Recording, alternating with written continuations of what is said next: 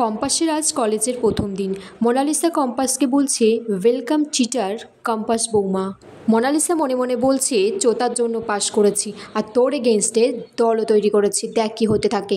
Compass মনে মনে বলছে, আজকে কলেজের প্রথম দিন আর আজকে আমি কোনো ঝামেলা চাই না, তাই জন্য তোমরাই বেঁচে যাচ্ছ। মোনালিসা বলছে, এখন থেকে প্রতিটা মুহূর্ত কলেজের আমি তোর জন্য নরক বানিয়ে দেব। আর বলছে, কলেজে তো তোর শ্বশুরবাড়ি খেলা চলবে না, এখান থেকে তুই কিভাবে ইঞ্জিনিয়ারিং পাশ করে বেরোস আমিও দেখব।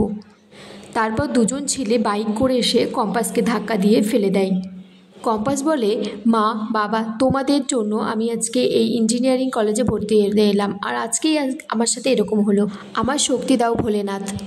তখন ফার্স্ট ইয়ারেরই একটা ছেলে এসে কম্পাসের বলে, হাতটা ধরে উঠে আয়, এখানে থাকতে হলে তোকে নরম হয়ে থাকলে চলবে না, লড়াই করেই তোকে চলতে হবে।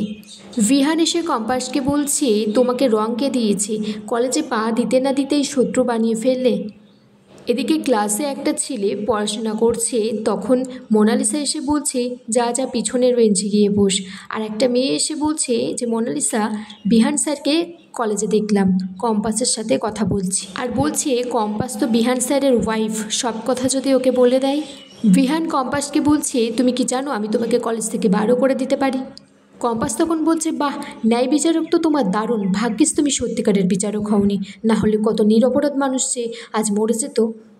কলেজে ঢুকতে না ঢুকতেই গাছ থেকে একটা রঙের বালতি এসে আমার মাথায় পড়লো, দুজন ছেলে এসে আমাকে বাইকে ধাক্কা দিয়ে ফেলে দিল, সেগুলো জানার শোনার প্রয়োজন নেই। এদিকে বিহানের বাবা বলছে, কম্পাস বাড়ি নেই, এই সুযোগে ওর ঘরটা সার্চ করতে হবে। এদিকে কম্পাস বিহানকে বলছে, আমি অত সহজে হার মানার মেয়ে নই, আমি লড়াই করবই।